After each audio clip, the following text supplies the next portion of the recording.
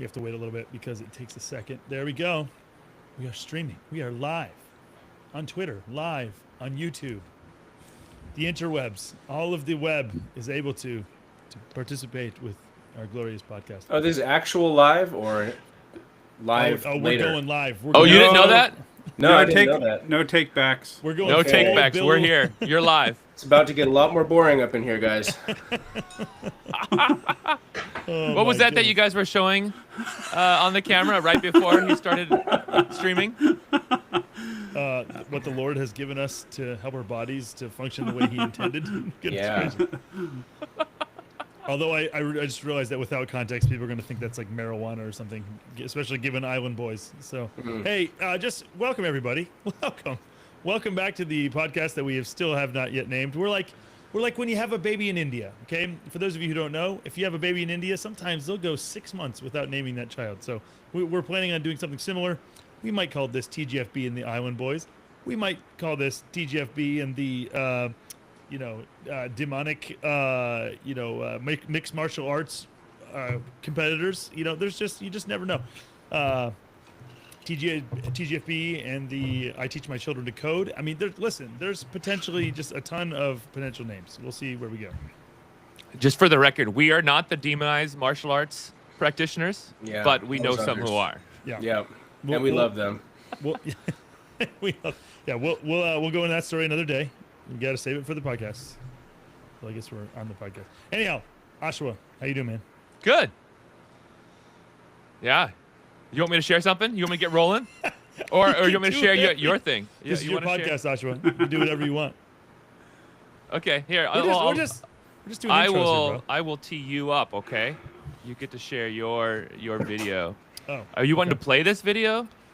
No, it's an hour and a half long, so no. Okay, we are not going to play this video. I was just thinking we could do more of like a, Ryan, how are you, man? Good. Glad Yeah. to hear it. Yeah. That's Matt? a good week. Yeah.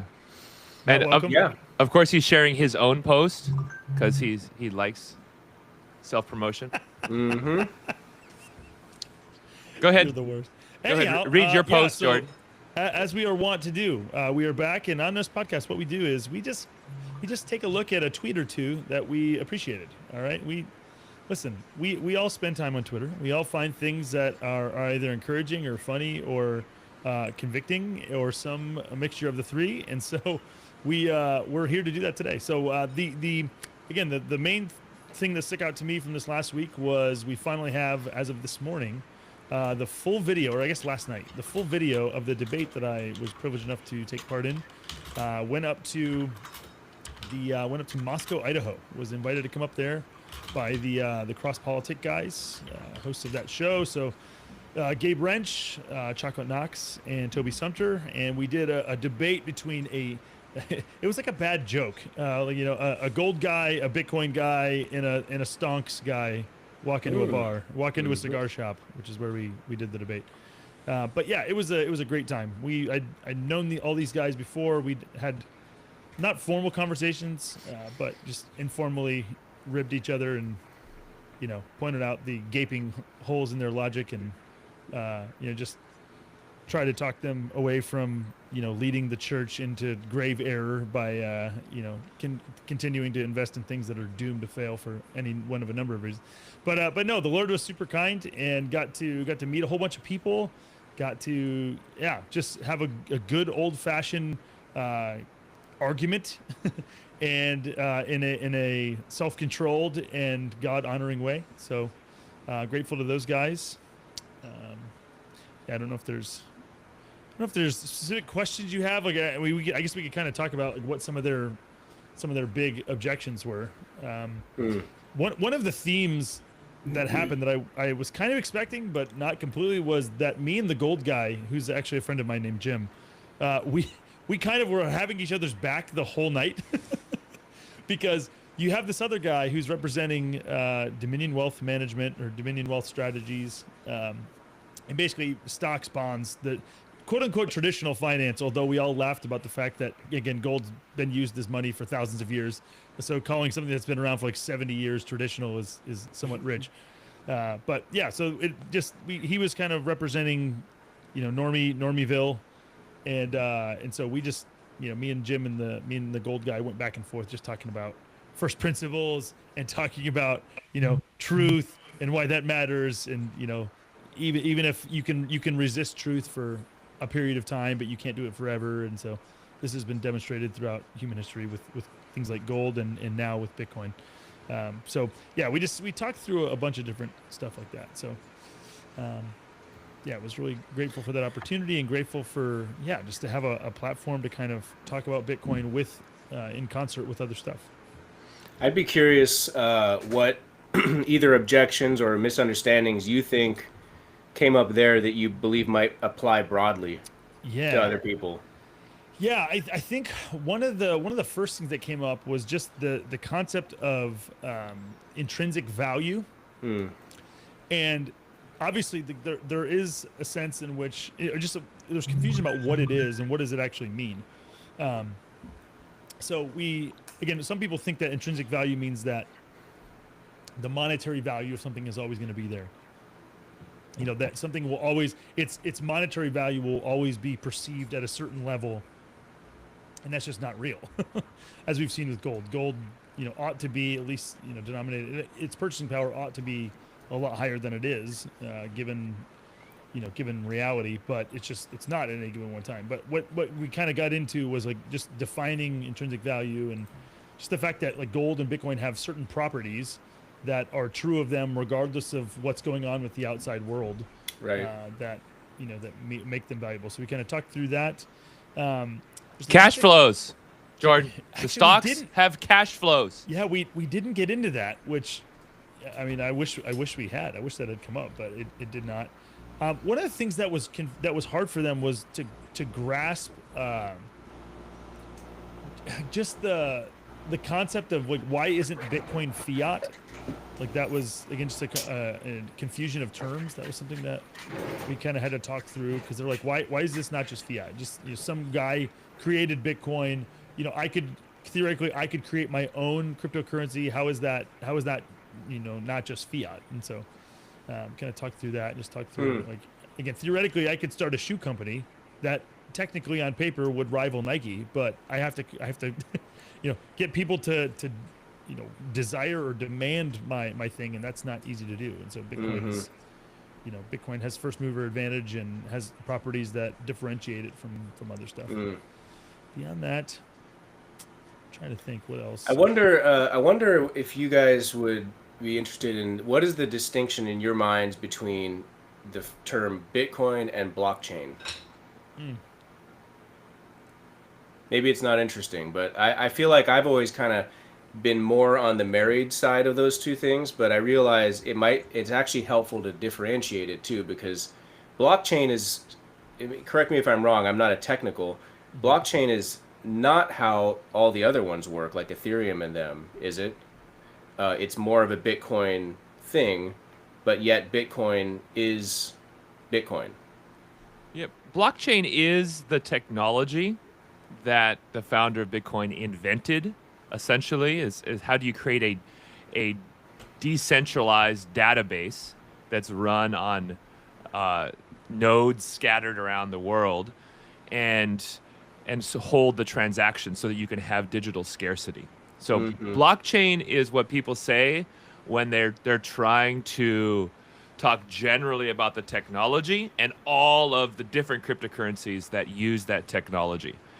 So Bitcoin is just the original blockchain and you could say the 0 to 1 innovation of that technology, and blockchain is kind of like the generic way of saying general crypto without being specific about Bitcoin.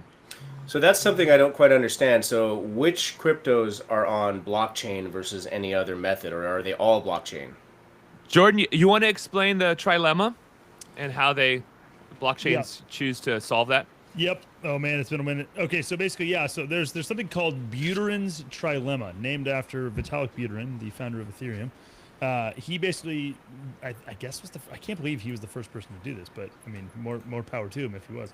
But basically, there's like it's a trilemma, so a triangle, and basically the image is like the graphic is a triangle. And so basically you can only ever have two of these things to start out with, and so you have decentralization. What is it? What are the other two, Ash? I'm gonna give you an image so you can Oh, cool. Do it. talk about it. I'm like, of course, when you call me on the carpet, I'm not going to be able to remember what this is. Come on. Decentralization. Here we are. Here you go. It's not. Window. Here you go. Doesn't want to share. Okay, here we go. Yeah, there we go. Yeah, decentralization, scalability, and security. So you can only ever have two of these things to basically start out with. So you've got. So in the case of Bitcoin, what Bitcoin chose to have was chose to prioritize decentralization and security and sacrifice scalability. So basically, Bitcoin on its base layer has a limited throughput of transactions that can be included with every block. So there's people who, one of the big complaints that the altcoin people give about Bitcoin is that, oh, it's too slow, or it's too small. The blocks are too small to include enough transactions to allow something like the entire world to use it. And again, the Bitcoin people come back, the Bitcoin maxis, enlightened ones that they are, come back and basically say, yeah, no, that's because this trilemma is here, and if you were to prioritize any of the other two ways that you could do this, it's going to end up breaking. So, and it's not going to be as secure. So if you prioritize scalability and decentralization, then you're sacrificing security, and then you're in basically the same situation that we're in right now. It's easily hacked by other people, easily hacked by governments. It's a lot more vulnerable. Or if you prioritize scalability and security at the expense of decentralization, well, then you've got a centralized that's basically the existing financial system gives you scalability and security, but it's a centralized thing, and there's centralized points of failure and all the downsides that go with that. So go ahead. I was going to say, would it be accurate to say that the Bitcoin community's part of our response would be to say things like the Lightning Network and other add-ons fix that problem, and perhaps the way I would put it is, yes, there's a more of a level of trust and therefore security issues that you might say, I have to trust Lightning for the moment, but they earn that trust, and it's not maximum trust because you can still move that wealth onto the blockchain. I'm sorry, straight into Bitcoin would be a better way of saying it. Is that an accurate way of saying how a response would be from a Bitcoin perspective? Yeah. Go ahead, Ash. Oh, yeah. It's a solution of layers. So you're not trying to do everything on the first layer of the blockchain, but you're building on top of it. So you've got the Holy of Holies, and then you've got like the court of the women. Let's go. And then the court of the Gentiles. Exactly. That's right. You can't let those Gentiles in immediately. That's why God had to wait until the New Testament. This is great. This is a great thing. It's working great. And then there's exchanges going in there just like they were doing back then, but that's another. Well, and here's an example that I actually gave during the debate. Another example that I gave during the debate is one of the big fallacies that people fall into, or just mistakes that they make, is they criticize Bitcoin for not being, like they criticize Bitcoin or even other monies for not being all three of the things that good money is all at once. So like money ought to be a store of value, a medium of exchange, and a unit of account. But and so a lot of people, they see Bitcoin and they see, oh, Bitcoin's not even being used.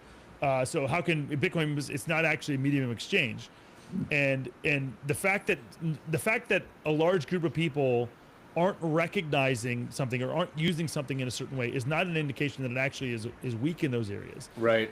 And the example that I give of this is, okay, is Jesus Lord?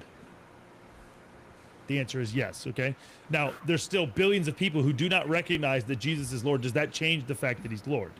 No, it doesn't change it whatsoever. So Bitcoin can be used as a medium of exchange, a store of value, unit of account. There's nothing inherently weak about Bitcoin that prevents it from being used those ways.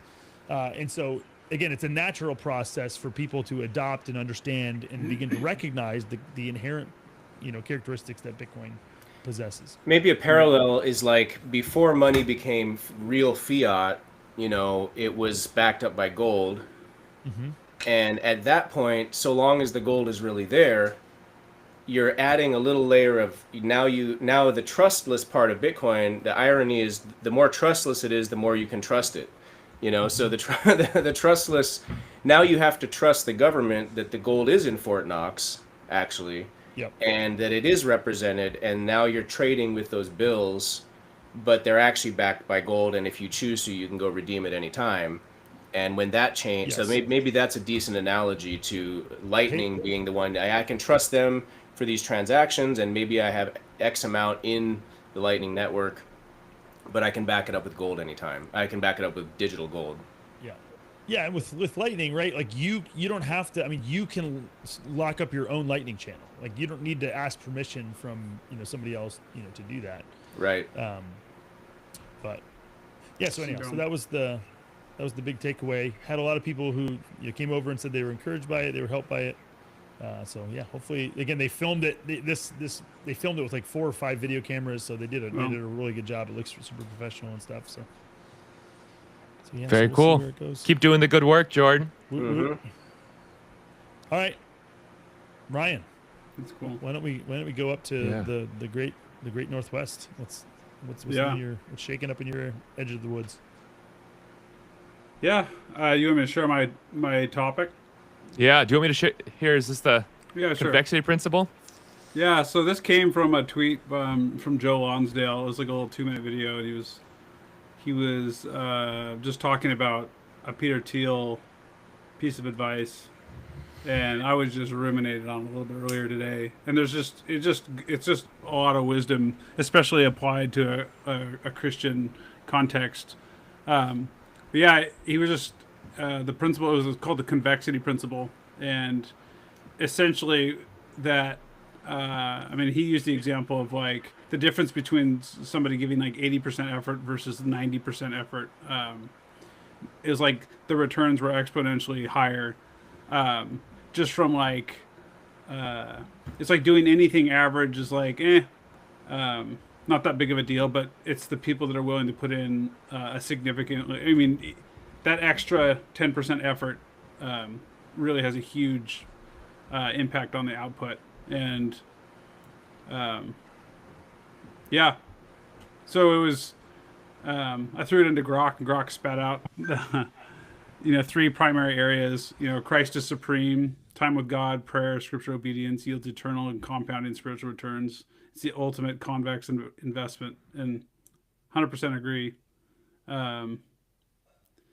Spouse and family being second, which again is huge.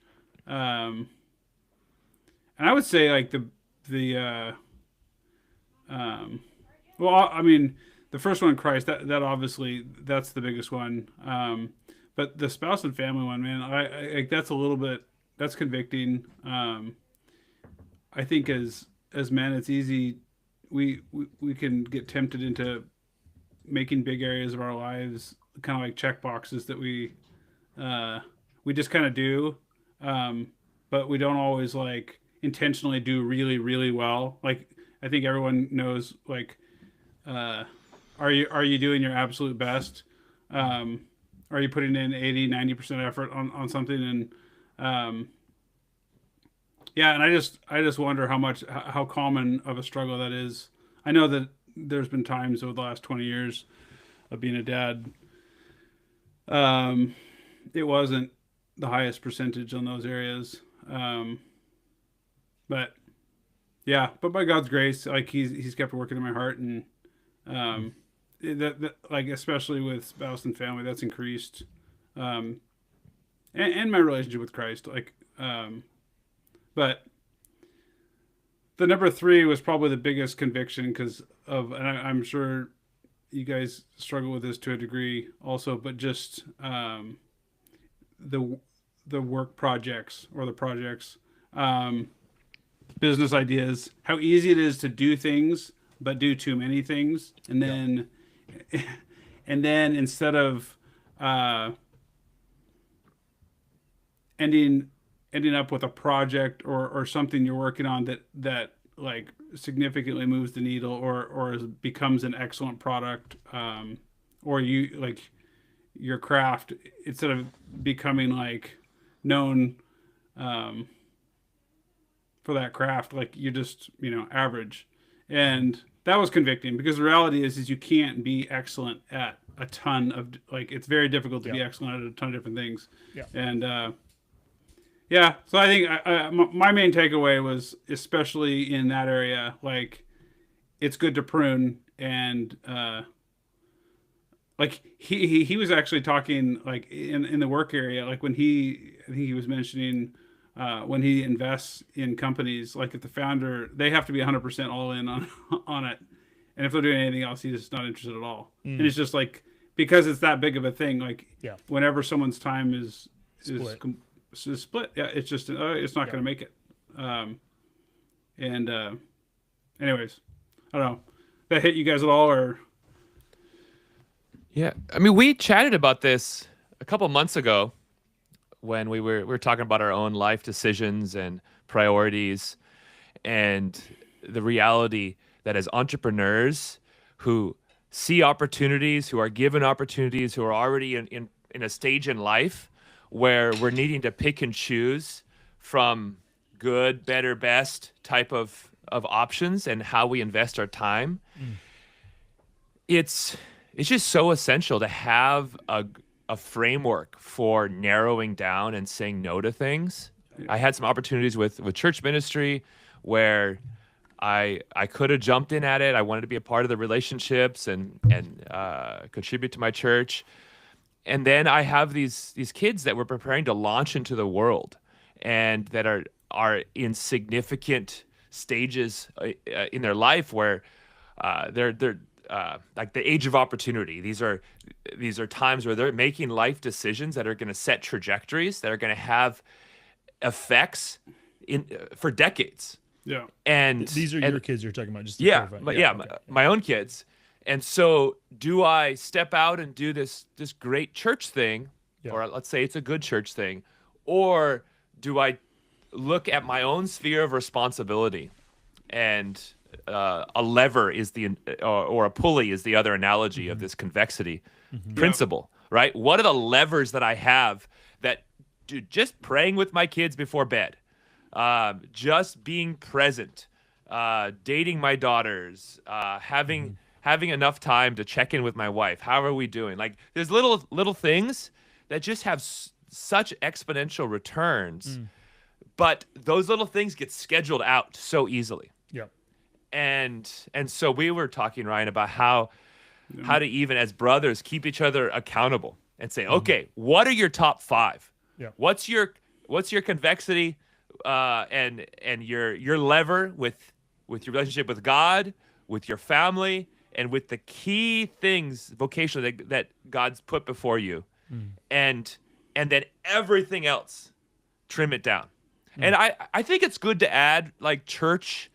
So if you're not in ministry, then church community should be a part of that on this list, and you could put it. I think it's wrong to put it right with Christ, because it should go behind family and spouse. But I think church should be there. But still, like, what are those things that you need to do, and then just say no to other things? And then this idea of checking in with the brothers, be like, hey, I have an opportunity, guys. Jordan Bush wants me to do a podcast. What do you think? Should we do it? So those are my thoughts. Yeah, he's like, I can only do this if I bring the Island boys. I was like, all right, fine. That's, I guess.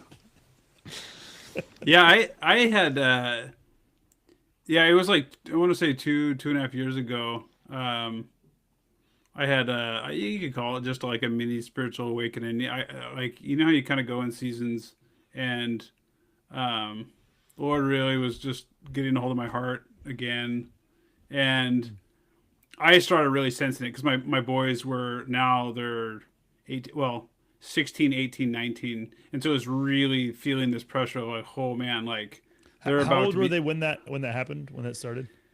We'll just say about 3 years ago. So okay. Don't make him do math. 15, 16, and what is 11. Okay. So don't make the programmer do math. 11, 15, 16. AI fixes this. You won't have to remember Yeah. it. Yeah, I know. We need it. Ryan's only a vibe coder, just to We set the need record this. straight. We need this. Yeah. Yeah, I'll just say I know I'm interrupting you, but like I just want to encourage you. Like Ryan, you are one of the most convicting people in my entire life. I just want you to know this. Like, because like I just think about in the best possible way. Because like I look at my kids and I mean I've got a 13-year-old boy, 12-year-old girl, 9-year-old boy, 4-year-old boy, and then another one on the way.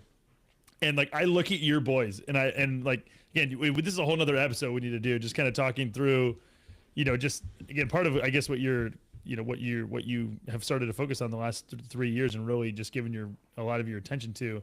And like I just think I'm like, oh my gosh, man. So that's actually super encouraging to me that it was about 3 years ago, because that's kind of right on my own timeline. So but yeah, because I just think I know so few people who think and act and live as intentionally as I've kind of seen with you guys, as in thinking about what are you going to do? Like, what are you going to do? How are you going to provide for family? Like if we prioritize these things, if we prioritize, getting married and having kids and being able to provide for a family in a way that allow your wife to, stay home and love and serve your kids, your kids, rather than somebody else's kids or somebody else's bottom line of their business. What if that's going to be what we really want? Well, then what are the decisions that we need to make now to put us in a position to do that? Yeah. And so, yeah, I would love to, I don't know if now's the time, but would love to hear kind of just, I mean, you're kind of telling us. So yeah, unfold more about like what that initial process looked like. And Yeah. Well, I mean, I think a lot of it was, I think there was significant differences that, the Lord had opened my eyes up and my wife's eyes up to, like how we wanted to do things differently. We homeschooled the kids all the way through. Like we wanted to just take responsibility of their education, not just out of fear or something. It wasn't it was more on offense, right? It wasn't just defense, it was offense. And enabling and freeing them up to study and work on things. Like Moses started programming when he was 9, right? And so he spent 3 or 4 hours a day programming for the last 10 years. And you can't do that in a normal educational environment. Like that was his education. Yep. And it a huge component of it. And but it was still like, I think so we just did a ton of those things. Like it was just disciplining different, training different, homeschooling. Wife stayed home, and she did an amazing job. I think the thing that really hit me was it's easy to do really well at so many different of those areas and literally check them off, but miss that last 10 to 20% of effort, where for me personally it was like, you need to do really well on discipling your boys. Like, I mean, we needed all of our kids, but the boys are like being sent out first. And so it was like, I just felt like a burden of like, I got some catch up to do over the last few years. And so it was just a lot of extra time and focus. Just tons of conversations, lots of books, lots of podcasts, early morning Bible studies with them, just going with them. Just getting more involved in our church and, men's ministries, men's fellowship times. And, it was the Lord really blessed it, and it's been really fruitful. So. Yeah, I'll jump in there too. I'm actually a great use case because of my exact moment in my life right now. But, this just came to mind now. Most older cultures have a kind of coming of age thing. Where you say you were a boy, now you're a man. Go off and hunt a wolf, or whatever the different thing is. And I don't think we have to kind of grasp for that per se, but we should. With Ryan, with you and your sons, we got to visit. We talked about how we have 25 kids between us here, and we had like 26 in one house, not even a big house. This last fall, it was our 3 families plus one more. And anyway, sitting down and talking theology and a lot of the things we're talking about now, and just having the boys as well as my daughter was in there for a bit, my 13-year-old, and to just have them feel like, hey, you're wanted here. We want you to be here. We want to hear what you say. Also, hopefully, they're looking up and gleaning the wisdom, and I think that's part of we're looking at you as a man now. We're looking at you as a young adult, even way before 18, hopefully, you know, and maybe that's just a spirit of invitation rather than some ceremony you have to do. But if you're not intentional, it's not going to happen.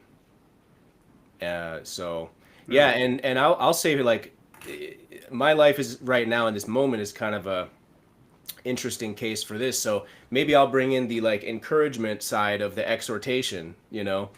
I think it's one of the dreams I've had to let die is that in ministry and in business, in family, in every part of life, I love the idea that I'm going to make a perfect system and then it's just going to hum on its own, you know. And what I've had to realize is that is absolutely just a fantasy. You always have to lean on wisdom.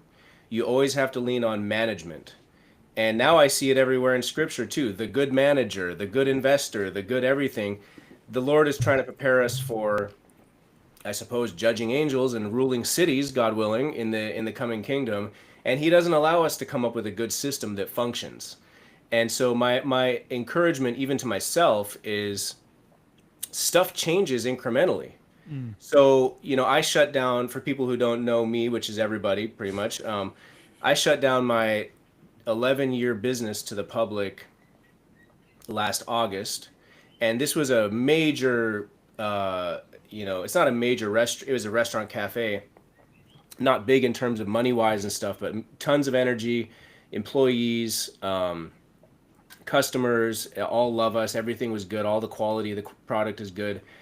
And the reality is, like, my wife and I are both kind of high energy, high output people. So it wasn't unloving to my wife to start off with. And, you know, we had 2 kids and she's going out there and getting it. And I'm going out there and getting it. And so it really takes wisdom to say, okay, as the years progress, what's changing, you know? And so there isn't a perfect system, but you have to be, you know, like Osh said, talking to your wife, taking time for that, checking in, is my relationship with my kids good? And so for different people, it might be varying levels of faithfulness and how much output you're doing in the world and how your relationship's doing. Does that make sense? Yeah, there's like a seasonality. Like there's Yes. times where seasonality of like, hey, this son like really needs me right now. Like we need to go, just focus in and spend more time together. You know, because Yeah, of whatever reason. You know. And so like where I'm at now is in the after this season, but I really haven't started the next season yet because my stuff is not in order, you know. And it may be 6 months from now, it might be whatever, but trying to figure out what that next season is. My relationship with my family's great. And so forth. But again, going back to the encouragement part, I so sympathize with people who may have come around to life in general or come around to the Lord a little later on, and maybe they can't afford to just take more time. Sure. Yeah. I feel very blessed that I'm able to do that. And probably most of us here are. And I feel like a season came around my early 30s where what Osh was describing, I started to be really useful. You know, I could do this, I could do that, I could do the other. So then all these opportunities came. Yeah. And at that season, it's kind of like, yes, yes, yes, that's great. These are all great. And those yeses have to start turning into nos because the opportunities are just going to keep coming as you're faithful with the things that come to you. And the default answer has to become no. Yeah. And then with interspersed yeses in between. And I don't know that I'm ever going to be a person that has one thing. I don't see that ever happening personally. I don't think it's possible. I don't even think it's desirable. But I think I would die, you know, if I tried to just focus in on one thing. But it still needs to be balanced. And, you know, when you were showing that convexity principle, it reminds me of Nassim Taleb's barbell principle too. It's not exactly the same, but the idea of you should go all in on high risk things and then not much in the middle, and then other things should be on the conservative side of growth. And I think that applies to so many areas of life. Shoot for the moon on certain things and know that you might lose it, and then otherwise make sure you're dealing with the basics really well. And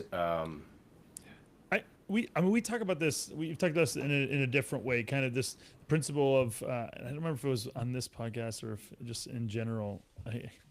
But like the scriptures talk a lot about the principle of sowing and reaping, and it's such an important thing. It's such a central thing. Paul describes it in the end of Galatians. He says that God is not mocked, for what a man sows, that will he also reap. And so just thinking about, like, this is an example of, like, your kids are effectively, the Proverbs calls them like arrows in the hands of a mighty warrior. And so, like, you're going to let go of your kids someday and they're going to go flying off into the world, and your aim, like where you're aiming them and like what you're teaching them to value and that kind of thing is going to affect, like it's going to affect where they're shot, what target they're going to hit. And so there's, again, and one of the things that I think about, and that there's other people who've talked about this, is just, succeeding at things that don't matter. And like, it's one thing to fail, but it's another thing to succeed at things that don't matter. Yeah. And so like, this is, example, last night I was watching one of the NBA basketball games with my kids. And so I'm like sitting here, I'm like, probably like, I could probably think of like 30 like super more important things that I could do right now. But at the same time, I'm like, all right, we haven't gotten like good time to just like sit together. And it's like, so it's like, there is a scale, right? There's things that are more valuable to do. Hey, let's go. There's our buddy. Just an image to illustrate what you're saying. Exactly. And so like, now, first of all, you definitely want to spend intentional time in prayer and with your kids and like reading the scriptures with your kids and talking with your kids. But like, with that said, like, it's not like that the only thing you can do, the only thing you ought to do is just read the Bible. Like that's just not it either. Like, it's just spending time. In Deuteronomy, it talks about like when you're, as what their responsibilities to their kids, like when you stand in the way, when you walk, when you sit down, you just like talking with each other. And so that's one of the things that we were doing is during the game, I was like explaining to them things, just telling them, why they were doing certain things. 'Cause I have experience. I used to play. And then just, kind of challenging and, pushing back on some of the ways that these guys were talking to each other, or the way that they're acting, that were selfish and that had selfish consequences. And so just, again, part of this is just, you're just trying to help your kids just think through and recognize that actions have consequences, and think through just like sowing and reaping. And it's not just sowing and reaping, it's sowing and exponential reaping. Like you're going to reap exponentially more, the things that you give your mind to, you give your attention to, give, whatever it is, you're going to get a lot more of it, not just a, one-to-one return. Yeah. So this is actually one of my favorite tweets, and it wasn't what I thought we'd talk about, but I think it just perfectly illustrates what we're talking about. So this is Bitcoin Mechanic, our fellow Christian Bitcoiner, great brother, and it's his wife who just snaps a picture of him chilling out on a Monday morning with his kids. And she says, "Build a life that lets you spend your Monday morning like this." So here's why I feel like this illustrates it so well. First, you have a happy wife who's just stoked that dad's at home and he's chilling out with the kids. Okay? Dad is not forced to do the 9 to 5 and get in the rat race. Right? There's some decisions that they've made, both in thinking wisely about finance, in investing in Bitcoin early, and being involved in that world, that within Bitcoin, there's this principle, right, of convexity. You're gonna pull this lever and you're gonna hodl. There is exponential returns that come from that. There's an efficiency of effort in your work. Your value is being preserved. And so they've made decisions, and I mean, he could be employed, he could be overemployed and working on all these huge projects, and he's doing some cool stuff, but there's still a value of, I'm gonna build a life that lets me work from home, I'm going to build a life that lets me choose my own schedule and lets me prioritize my time with my kids and inviting my kids into what I'm doing. And that's something that I've seen in all of us. And it really is, she says, it's a life that you have to build. Yeah. It's not just a job. We're not just talking about, oh, figure out this job thing and so you can do it. It's not just you ought to have kids. It's actually a structuring of your life that allows you to prioritize the things that are going to be most valuable. And they are your marriage, which is a foundation of a happy home life, that then you invest in your kids, that are the foundation of a fun home life. I would, like, you talk about, you just don't need to just read your Bible with your kids. Well, Yeah. I love nerding out on fun things. We just went archery. Like, I took my kids, like, let's go take an archery class, and I bought them a bow and arrows, and now we're just shooting at targets. I honestly And don't know if it's legal. that's not like for wealthy people only. That's like, I pulled out some fishing rods that had been shoved in the attic by somebody else like 15 years ago, and we just started trying to go fishing, and then we ran into some Hawaiian fishermen, and then he's like, here's how you do it, and here's the fish you're going for, and you don't even need bait. You take the seaweed and put it on the thing, and then they eat, that doesn't cost anything. That costs the gas to get there. But I still, and I'm wondering wisdom from you guys too. But first of all, I want to say to any young men, this has been on my mind, any young husbands there, this kind of thing is the ultimate aphrodisiac also for your wife. I found out that, she just wants you to talk to her, actually. And so that's just a little bit of advice for you guys out there. So. But anyway, so thinking like, what if I was 35 years old, 40 years old, I have a few kids, and I'm just getting my act together? It doesn't change the principle, but how can what are some things someone like that could think about? Like, I'm thinking like move, somewhere that it works. What do you guys think? Because people, when I see a lot of posts out there, people are literally hopeless about ever owning a home, about ever making enough to like. And the reality is, it's out there, and also the reality is, there's many people who are looking for faithful men. There's many people who might be on the wealthier side, who are looking to help people, and they don't advertise it on Craigslist or Facebook Marketplace, but they're there. Maybe that's a part of it, but what would you guys say? How would you advise someone who didn't take those steps before that life season? I mean, I'll jump in just real quick. I think that the absolute most important thing is to find a really healthy church and get really plugged in. That's gonna pay off significantly, both because, as a husband, you need other solid brothers, surrounding you. You need to be sitting under the preaching of the word. You need good fellowship. And as your spiritual life goes, like, that's going to have a huge impact on your relationship with your wife and how she's doing. And and then it spills down into like the entire aroma of your whole family. So, like, if you don't have a healthy church, like, I literally think it's one of the biggest cases for, like, pack it up and move. Like, I literally think it's worth moving for. And getting that. And then also, like, when it comes to Plus work, housing and land, by the way, just throwing that in there. If it's impossible, guess what? There's a lot of places it's possible. yeah. And the work thing, I think there's such a massive shortage in, like, faithful workers that are just honest and willing to work hard. Like, I think you should, like, kind of design your life in reverse, in the sense of, like, what do you want your life to be like? Do you want to be able to be around your family every day? There's a lot of jobs where you're just gone too much, and then the family ends up suffering or gets the short end of the stick. And so it's like, when you're choosing between two different types of work, like, choose the one that enables you to carry out your responsibilities to your wife and your kids, and that enables you to be a part of your church. Can I share something real quick, guys? Screen share. It's your podcast, Matt. Yes. So Yes. this is a post I put up a little bit back that relates to especially the housing part. I said, first principles truth about real estate. People think land is scarce. It's a little bit scarce.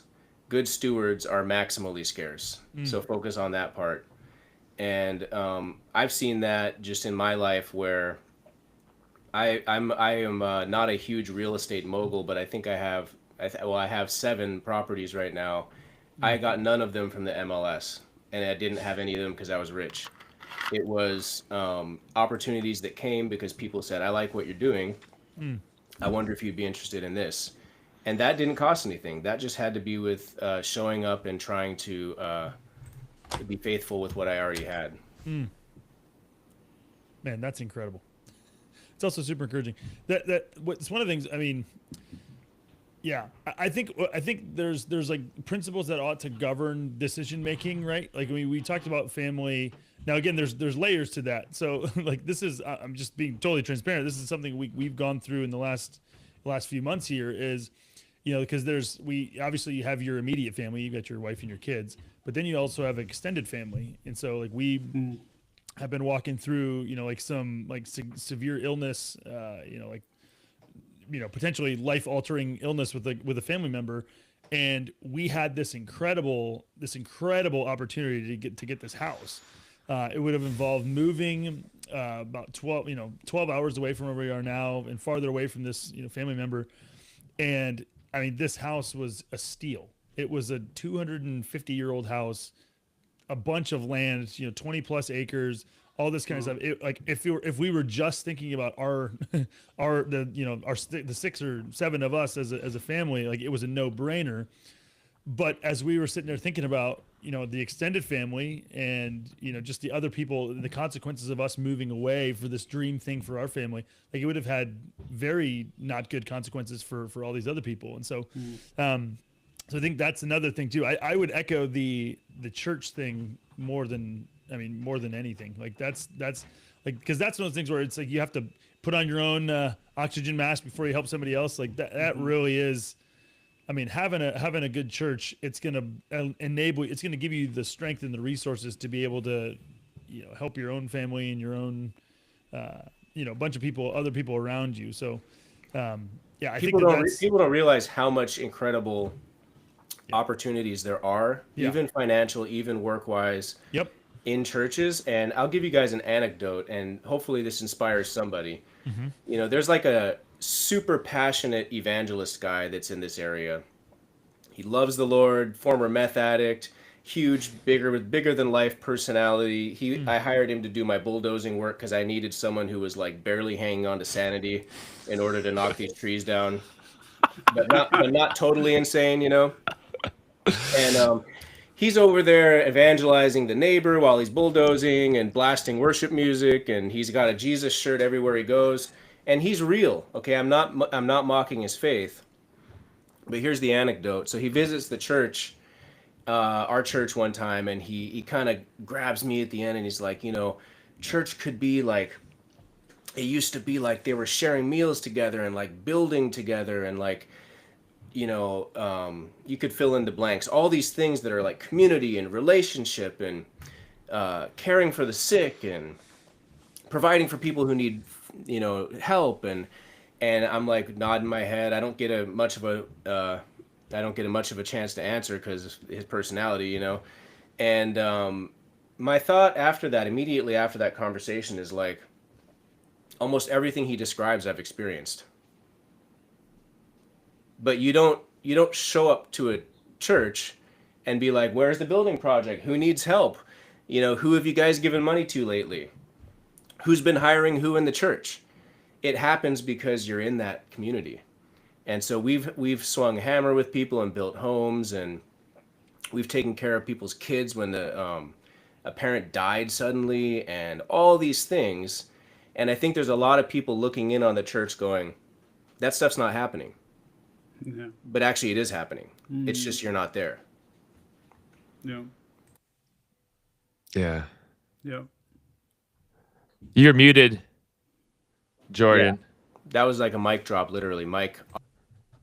Yeah, you dropped the mic so hard it dropped my mic. That was incredible. Yeah, but no, I was just gonna say, yeah, it is happening, but a lot of people just aren't talking about it. they're not telling other people about it. It's going on in secret, and because again, they've read the verses, like like if you do it to be seen by others, you've got your reward. And so yeah, there's tons of people who are just they're a lot wealthier than you think. They're a lot more generous than you think.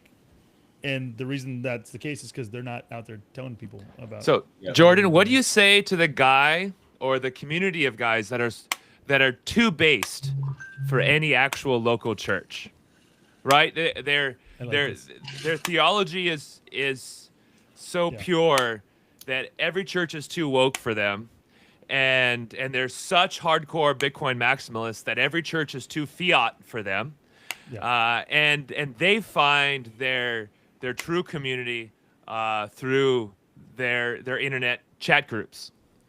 Yeah, I mean, well, one of the things I would say is like, I mean, whoever would be greatest among you must be the servant of all. Like that'd be one thing that I would say. Another thing I would say is like, hey, obviously, like Jesus came down and like Jesus was, he was a rabbi, like he was a leader, and so again, he started his own congregation to in a real way, but. Sure, I joined his church, Jordan, but all exactly. the other ones, give me a break. Exactly, yeah. And again, it's just that there's a level of immaturity. Like that's not maturity. That's a level of immaturity. Now, obviously, there are situations where, if you're, again, I can imagine a situation where this kind of thing happened, where in the most obscure situation, you've got a Luther but even Luther, that's probably a good example. Like even Luther with the Roman Catholic Church was one of the first ones to say there are many faithful churches in Rome. There are many faithful, pastors.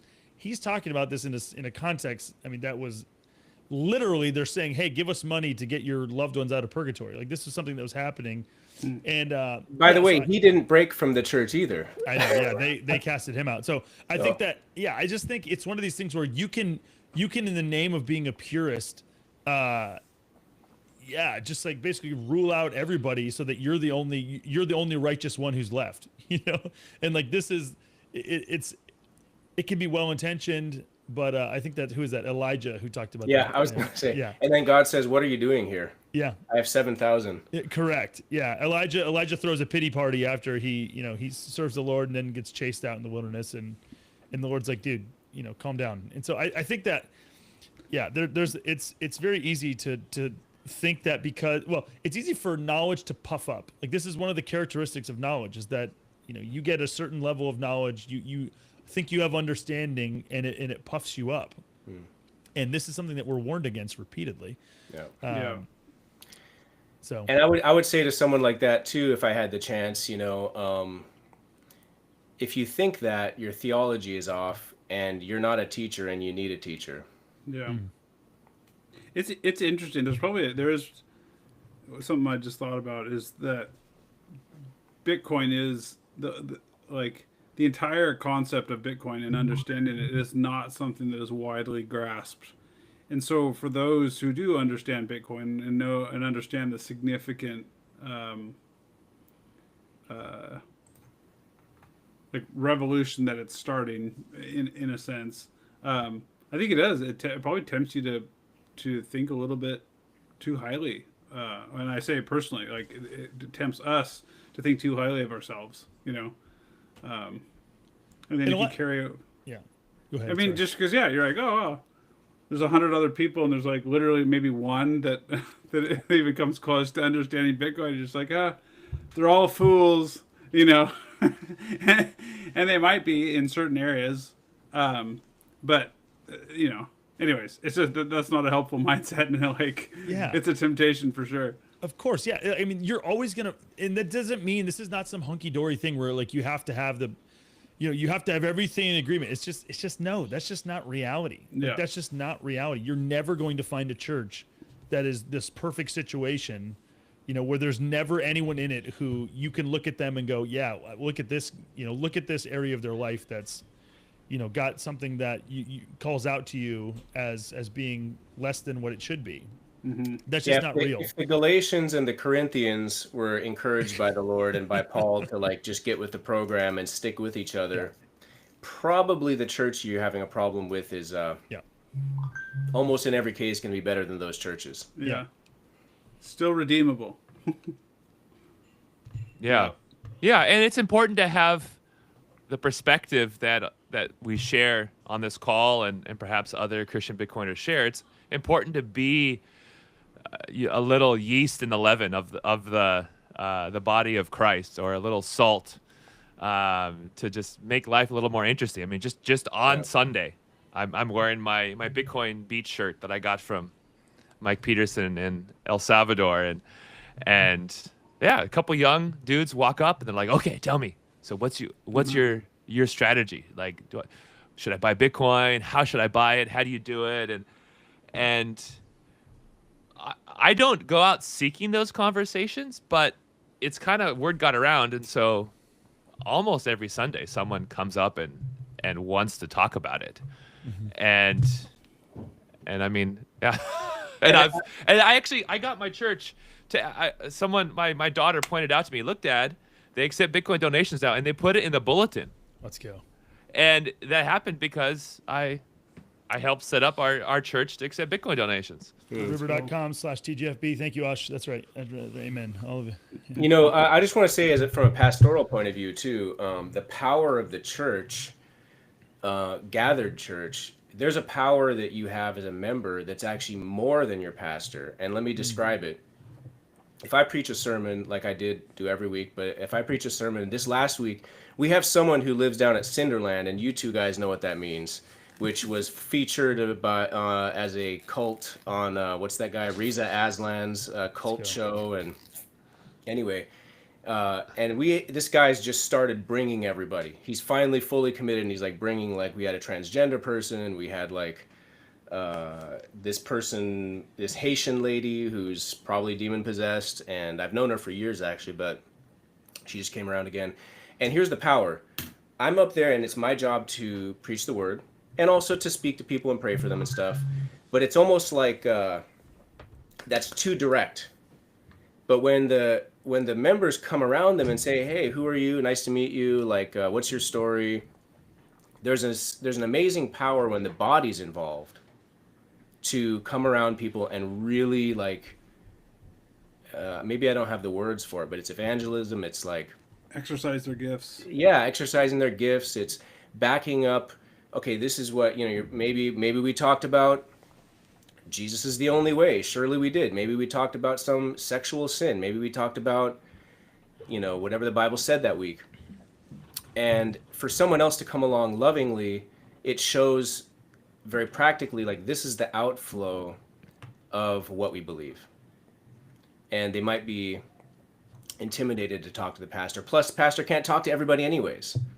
So, rant over. But when you join in, you get to be a part of something that actually the pastor can't do. Yeah. I wanted to also throw in something else about kids. And I was on a walk this morning with my wife, and I was asking her and just about potential topics that she thought might be helpful. And I had told her about what we talked about last week a little bit. One of the things she brought up was that, and this was just, I think this was prior to Bitcoin, or it was right around the time Bitcoin was invented, essentially, or released into the world, was just a low time preference, and how even early on I had spent a lot of time, again, just by God's grace, thinking a lot about the future in the sense of like, what did I want my kids to, like, what did I want them to be able to do by the time they were done with high school? And you start thinking about that a lot in the early days, and it changes what you do with them in the years leading up until that point. And what do I want my kids, how do I want them to think about money? Again, 10 years out. And you're like, and then it changes, like you want them to learn, like, well, understand it and how to save and how to work hard and how to invest and all those types of things. But again, that comes from a foundation of like a low time preference, which is one of the beautiful things about Bitcoin. and also one of the beautiful things about Christianity, because I think Christianity is low time preference. Can you can you define low time preference? Yeah, I mean, it's Marshmallow test. yeah. Well, I'll just pull it up. With individuals with a low time preference prioritize future outcomes over immediate gratification. Yeah. They're willing to delay rewards or incur short-term costs for greater long-term benefits. More inclined to save, invest, plan for the future, values future rewards, financial security, health, career growth. Yeah, and it's like, so you think about again, my boys are the first three that are going to be shot out, but it's like, what habits do I want my boys to have when they leave the home? Like, I want them to be reading their Bible every day. I want them to be leading their families in devotions. Okay. Reverse engineer that one. How do you get your kids to do that? Yeah. It's like, we've got to do that, and it's just like, it's not complicated. It's just, like literally it's just like making a list of the things that you want your kids to get, and how do you want them to lead their own families? And you reverse engineer that. And it's not like that's the only reason you do it, but it's just another reminder of like, no, this is really important. Like, if you skip this out, like, just don't be surprised. Like, your kids are going to skip it out. They're not going to see it as important. And, but I have an interesting thing that I'd like to throw in there and see what you guys think on that. I thought about it back near the beginning. So this is part of that challenge of always needing wisdom, always needing good management. Let's say you built up a company and you sold it and you made an exit, and you had money, and you can just spend not just Monday mornings, but as much time as you want not working with the family. It leads to me, in my mind, it leads to the same problem. Your kids now have never seen you working. So they don't know how to do what you did. That's an interesting little twist also is, do we design our life so that our kids can be like next to me and see what I'm doing? Do we design our work so that it can involve family? Do we just talk about it a lot when we come home? Because getting wealth and just saying, I don't need to go to work anymore is also like the opposite end of the scale. Now you haven't really discipled your kids necessarily into your work habits. yeah. I think it's both.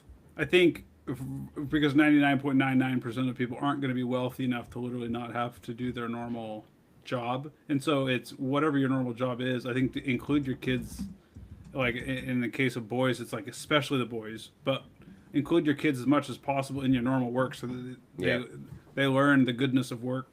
But also, and I've just done this with my three boys, it's like, we prayed earnestly that the Lord would help us discern how and what to encourage them into, like almost like what trade or what craft that they should learn. And Moses was programming.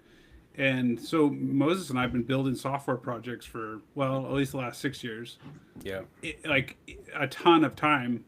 And then also, so this is, Elijah's was video production. So again, same thing. That took longer and a lot more prayer because this is funny. He's into Legos. We're like, Lord, what is it? Like, how in the world does Legos have to do with, like, adding value to the world?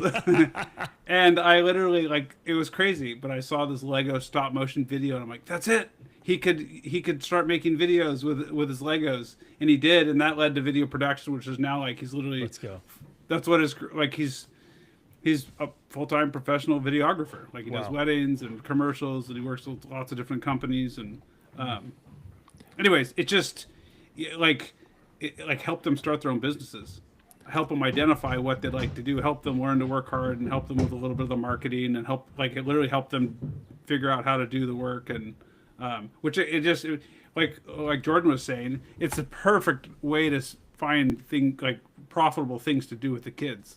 Yeah. You tons of conversation, tons of time, and then they also get to experience the reward, and they're training them like they're learning a trade. And just quick book pitch. This is a good, almost like reference text for this conversation, and so it just goes through and lists the kind of historically, what are the trades that are family centered? So that's one of the test frameworks. Can you do it with your family? Can you involve your kids? Can a wife do it and still participate without having to leave the home and not raise her children? And is it durable? Is it anti-fragile? Has it stirred the test of time? Is it going to get like AI'd? Is now going to obsolete it?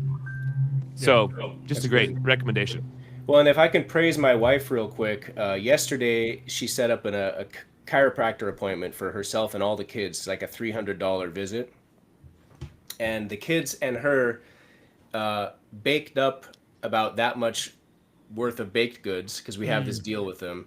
And I couldn't believe, it was like 2 hours, and it was like 2 dozen scones, a pile of chocolate dip cookies, and all this other stuff. And I was just like, how did you pull, you're leaving at noon. How did you pull this together? Yeah. And so we traded the scones for chiropractic work. But that was, that just like, kids were all involved. They see how it practically works. That you could have gone and sold that for however much, hundreds of dollars, and you slapped it together in 2 hours. Yeah. She's literally a world-class baker. And in 2 hours, your wife earns $300 in baked goods with your kids. That's so awesome. Yeah. I think that, something kind of a through line through all these is it's real easy, or all these subjects that we kind of talked about, is it's easy to see weakness and lack as an opportunity to get frustrated or to like run away. So we were talking about like the super bass guy. He can't find a church that's perfect for him, so he wants to leave and go off on his own, or do whatever. And there are times, again, I know there are times to do things like that. But the same thing can be true with your kids. Like there's times where I'm just like, I'm trying to do something, my kid's losing his mind. He's like being annoying or doing something, and it's just so easy to see the weakness and the annoyance or whatever it is, and just be annoyed by it rather than seeing it as an opportunity and just recognizing, okay, wait, there's a need here. I need to draw near. I need to go over there and kind of step in, and sometimes it's just as simple as, if I've been gone for a few days or something, like I was getting ready to leave. I hadn't traveled for like 6 weeks or 6 months. And then I've traveled twice this month. It's gone one time for 9 days and then another time for 3, I think. And I was getting ready to, pack the night before I was leaving for the second time. And I don't know how my daughter didn't realize, but I just told her, I was like, hey, Daddy just needs to go get packed. And she just started crying. And I was like, what in the world? I was like, just out of nowhere. And I was like, are you crying because I'm getting ready to leave? And she goes, yeah. And so I just went over and I just sat with her, and talked to her, and and again, we just talked through it, and that was like all, that was what it took. I just sat there and talked it through with her, and again, like that's just the reality. I mean, a lot of people I'm sure listen to this, and maybe you're not at this point able to work from home, and so again, it's just it's taking advantage of the time that you have and expressing and verbalizing, and not just taking it for granted that people understand that you love them and understand that you don't want to get away from them, like that this isn't what's going on, and so. I think that's the other part of the distraction is you just assume that a lot of things are understood, and you assume that the stuff is getting done rather than, making sure that it's getting done, or communicating. Yeah. Yeah. I remember I had a similar experience. As a handful of years ago, I was working on my master's degree.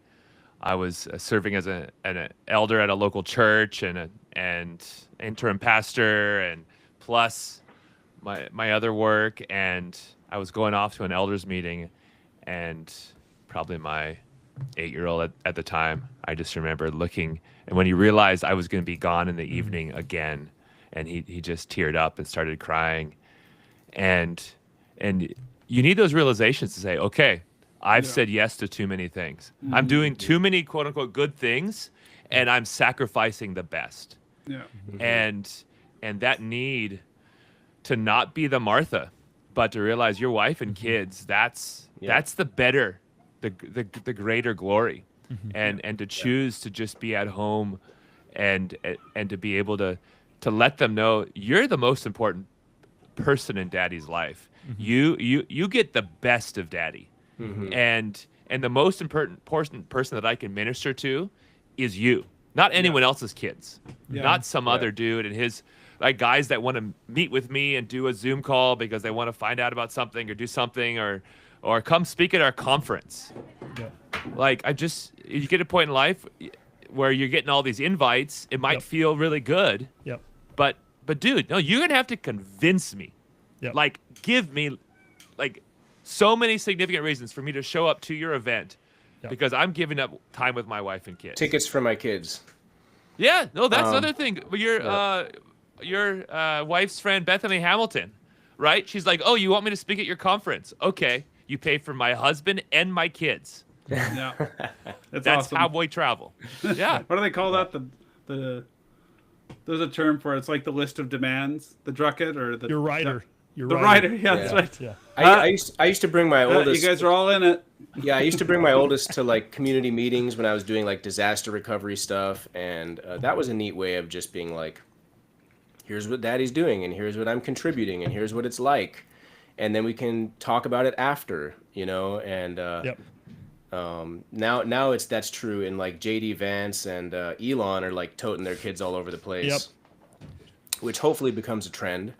But yeah, Yeah, it is. It is one of these things where, yeah. I mean, Ash, you've talked about this. Ash has been exemplar in this way. Is, I mean, Ash just had his 8th kid, and he mentioned how many home births have you guys done? it was our first one. First time. wow. And I just remember we were talking about it, and you said that it was like $5,500. How much was it? It was, There's more than that. More than that. yeah, you're Portland. You're Portland. But he just basically said, yeah, I sold Bitcoin for it. Yeah. And again, like there's people who are out there who are just, clutching their pearls. Like, wait, what? And Oshawa he's like, yeah, like what is the point of Bitcoin? Like what is the point of money? It's to be able to have experiences and to do things that are going to be meaningful. It's for a purpose. It's a tool Yeah. that is meant to serve an end. And you just were like, you just basically said, I would this is something that's important to my wife. It's something that, is an experience that we were only going to get once. In the case of this particular child. And so, hey, I'm willing to sell Bitcoin to do this. And so I think that's that it's a good test of like, it's a good test and a good way to just look at, a test of like, hey, how am I thinking about these things? Am I willing, like, am I actually willing to sell Bitcoin at a time when like, there's a very real chance that later this year, Bitcoin could be 4 times higher than it is right now. It's like, super important. Yeah. Super important conversation. Yep. This point, maybe even for another time. But Yep. I have not sold Bitcoin to fix my head gasket failure. Yep. Um, You're just I'm Barney still just- Rubbling I'm still around just- there. You I'm just still like, just taking it easy on the gas, But but I'm traveling with my family this summer to Europe, and I'm like, shucks, I may have to, But I'm gonna start shaking down the IRS and my county who hasn't paid me what they owe me first. Let's but go. yeah, so priorities. yeah. Well, This has cool. been good. We are speaking of serving our families. We are coming up Yeah. on. I think we've been going for a while here, and I am hour and 13 minutes, and I am headed out the door with my family. So, to practice what I'm preaching. Literally, my wife's gone, and I think the 14-year-old is babysitting all the kids from 14 down to 5. I have no idea what's going on. Yeah. Well, guys, you've inspired me the last couple weeks. I'm planning to move my office over to my home office. Let's go. So that I don't have the messiest office on this podcast. So I'm not saying it's going to be next week, but it might be. Because I just want to clarify again. I don't want to give a false impression. If you could see what my actual office looks like right now, it's incredible. Like the dichotomy between what is behind me and what is in front of me. It's like one little tunnel of. It's like that's funny. stacked. I'm actually not wearing pants right now. No, I'm just joking. That's hilarious. Anyhow.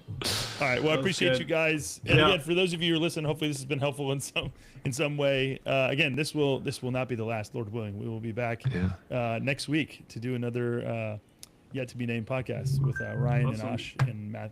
Appreciate you guys. You Yeah. too. See you guys. Take care, guys.